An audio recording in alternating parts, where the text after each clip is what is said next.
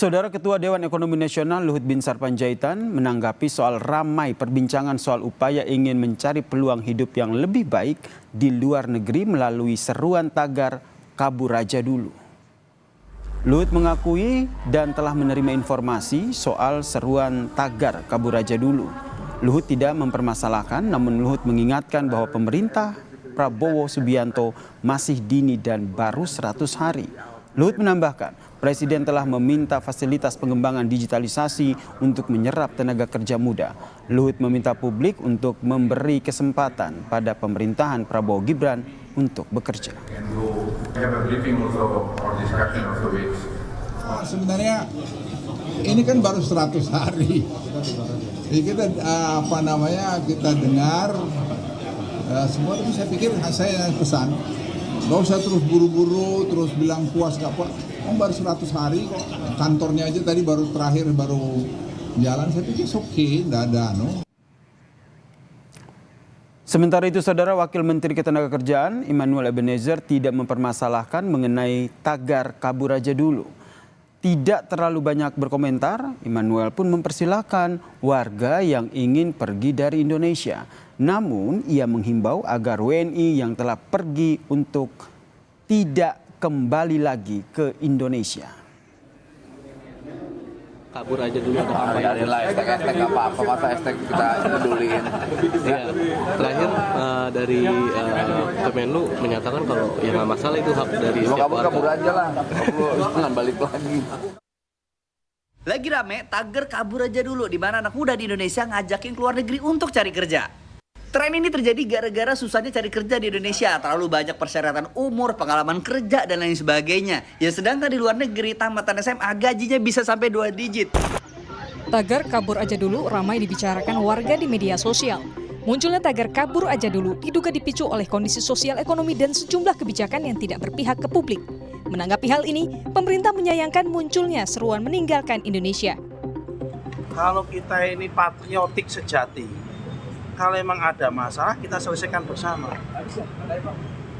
Kok jangan kabur aja dulu. Apa yang mau kita selesaikan apa kau kabur itu? Itu menandakan dia sikap permisif. Ya kan, tidak mau menyelesaikan masalah bangsa ini secara bersama-sama.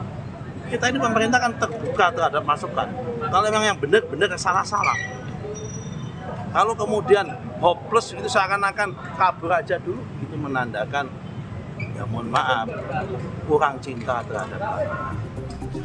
Menanggapi ramainya seruan ini, dosen Sekolah Bisnis dan Manajemen ITB, Muhammad Yorga Permana dalam program Rosi bilang ramainya tagar kabur aja dulu dinilai muncul dari rasa frustasi dan kemarahan warga atas kebijakan pemerintah yang dinilai tidak pro rakyat. Sulitnya mencari pekerjaan layak dan upah rendah diduga menjadi pemicu utama. Saya melihatnya dari 3 perspektif sih Mbak, kemarahan anak muda ini ya. Pertama memang dari kebijakan pemerintah, yang kita tentu harus bicara tentang kebijakan. Ada ketidakberpihakan kepada anak muda untuk mencari pekerjaan. Kebijakan-kebijakan yang harus viral dulu baru dibatalkan gitu misalkan.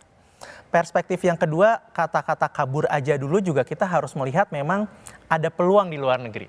Terbayang di satu sisi orang sudah frustasi, PHK besar-besaran, datanya sih 80.000, tapi mungkin yang tidak terdata lebih banyak lagi tahun lalu. Usai ramai dibicarakan, warga yang merasa terwakili dalam seruan di media sosial pun angkat bicara soal kabur aja dulu.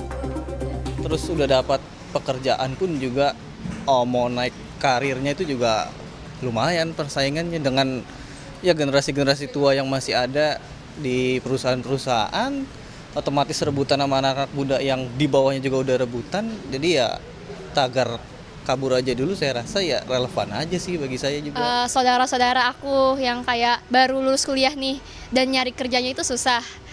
Jadi aku punya rencana aja sih kalau misalnya mau kerjanya itu di luar negeri. Ini bisa jadi alarm merah, jadi tidak pemerintah kemudian hanya diam saja ketika kebijakannya tidak memuaskan atau kebijakannya itu malah destruktif sifatnya.